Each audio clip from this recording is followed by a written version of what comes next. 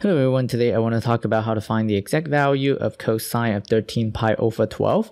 And last time I did some videos with using the sum formula, and this time I'm going to use the difference formula.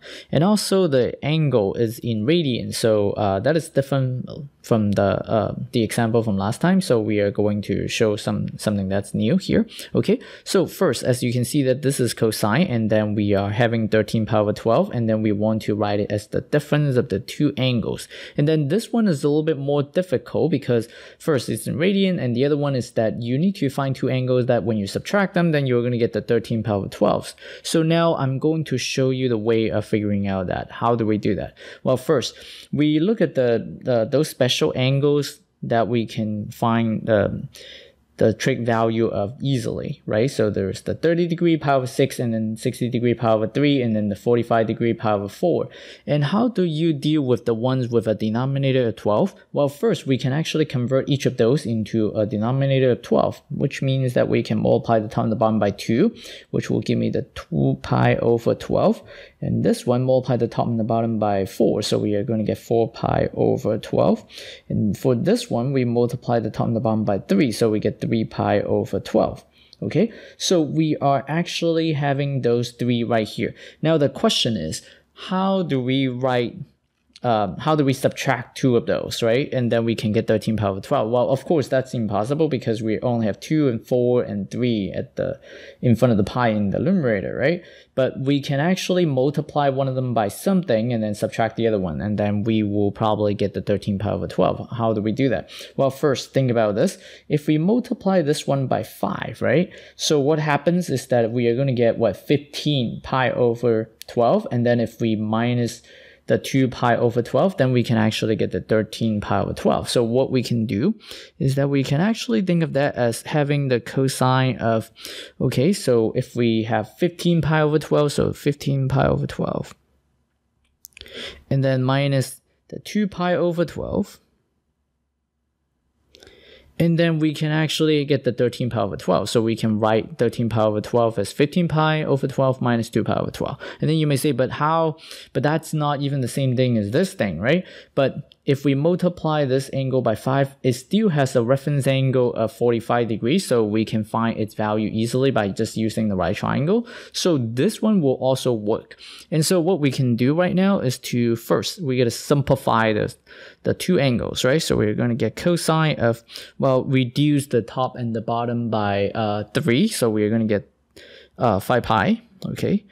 And then divide by 3. So we're going to get 4. So 5 pi over 4. And then this one, we actually got it from here, so we know that it's going to be pi over 6. Okay, and actually, we can see that this is A, as you can see. So that's the A, and then the other one is the B. As you can see, that is the B. And so right now, we are actually ready to use the formula. So we are going to get what? We are going to get cosine of A is 5 pi over 4. And then what happens is that we are going to get cosine also. So cosine of B is pi over 6. So we are going to get pi over 6. And then now for the difference formula for the cosine, then if there is a minus sign here, then we are going to get a plus here. So we are going to get a plus. Okay, so see that they're opposite of each other. And then what happens is that we are going to get the sine A, sine of A. Sine of A is 5 pi over 4. So we're going to get 5 pi over 4 here. And then the other one is going to be, actually it will be sine, right? So sine of B is pi over 6. So we are going to get pi over 6. So we are actually ready to find the value because we can just compute each one separately. So cosine 5 pi over 4, as you can see that 5 pi over 4 is also having the same reference angle as 45 degrees. So we can actually, let me just write this on the side. So for 5 pi over 4, what really happens is that the reference angle is still going to be pi over 4, okay? And it's in quadrant 3. the quadrant will actually tell us the sign for the value. So we actually need to pay attention to the quadrant. Now, we can see that cosine is going to be negative in the third quadrant, so we are going to get negative. And then because the reference angle is pi over 4, so we can refer to this right triangle here. So cosine is the adjacent over the hypotenuse, so we are going to get radical 2 over 2. And then now what about cosine of pi over 6? Cosine of pi over 6, we can actually use this one right here because pi over 6 is 30 degrees, so we use the 30 degree. And then it would be what? The adjacent over the hypotenuse, so radical 3 over 2. Now this one is in the first quadrant, so we don't need to worry about the sign. It's going to be positive, so we are going to get radical 3 over 2. Okay, and then now plus, this is coming from the formula, and then sine of 5 pi over 4, which will give me the same value as the cosine of 5 pi over 4. So we are going to get negative radical 2 over 2, as you can see here, because if you do opposite over the hypotenuse, it's the same value, and then it's also in quadrant 3, so we're going to get the negative. And then sine of pi over 6, sine of 30 degree is opposite over the hypotenuse, so we're going to get, what, 1 over 2. So we actually have computed the values for each of those individual functions. So right now, what we need to do is simply just to do what? We just multiply them together, so we're going to get radical 6 over 4, and then now there is another negative sign right here, so we get negative radical 2 over 4. Or we can actually write the answer as negative, and then we are going to get radical 2 plus radical 6 plus radical 2, and then we have the 4 in the denominator. And so that's it for this problem. Next, we are going to do another one just to show you the sign version of how to do this. Okay, so now let's try a sine example. So this time we are going to use the difference formula for the sine function. And as you can see that we have sine of 5 pi over 12 here. Then you may say, shouldn't we just use the 2 pi over 12 adding the 3 pi over 12, which will give us this angle, so we should be using the sum formula? Yes, that's correct. But we can still try to use the difference formula and see what happens. So I'm going to just write sine of, well, something minus something. What's something minus something that can get us the 5 pi over 12, right? So maybe if we multiply this 4 by 2 over here, and then we are going to get 8. And then if we use 8 and then minus 3, then what happens? We are going to get what? We are going to get 5 pi over 12. So let's try that. So we have 8 pi over 12, and then minus, what is the other one? The other one is 3 pi over 12. And then you may say, will this work?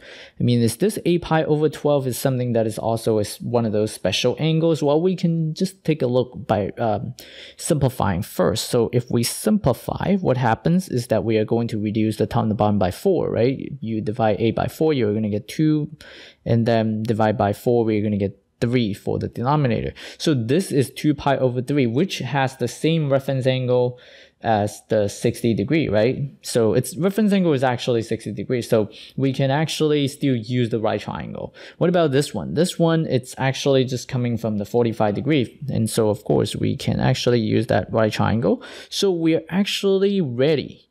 And so this is A. And the other one is what? The other one is B.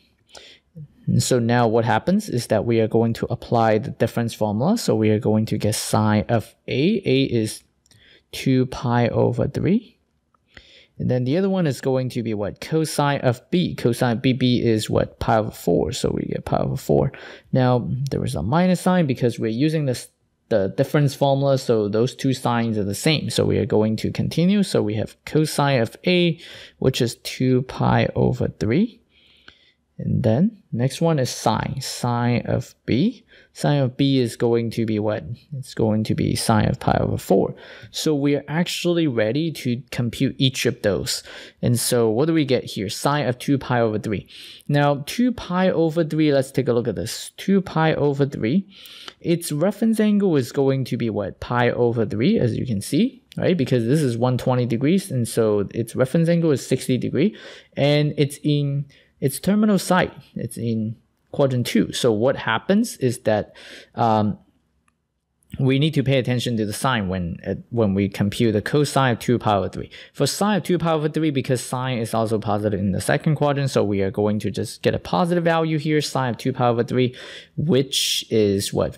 Reference angle of 60, so it's going to be radical 3 over 2. So we get radical 3 over 2.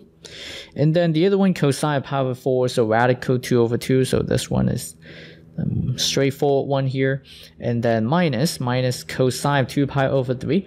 Cosine of 2 pi over 3 will be adjacent, which is the 1 over the hypotenuse, which is 2, so we get 1 over 2. But don't forget that this angle, its terminal side is in quadrant 2, so that means we have a negative for the cosine of 2 pi over 3. And then sine of pi over 4, which is the same thing as cosine of pi over 4, so we get radical 2 over 2. So we are ready to write down the final answer. So simplifying this answer, we get radical 6 over 4. And then there was a minus, we get plus. And then radical 2 over 4. And so that is our final answer. Or if you want a single fraction, we get radical 6 plus radical 2. And then all that divided by 4. So we are finished for this problem. Okay, I will do more examples with using the half angle formula next time, so please stay tuned. And then also, if you like this video, please subscribe to my channel. Thank you. I will see you next time.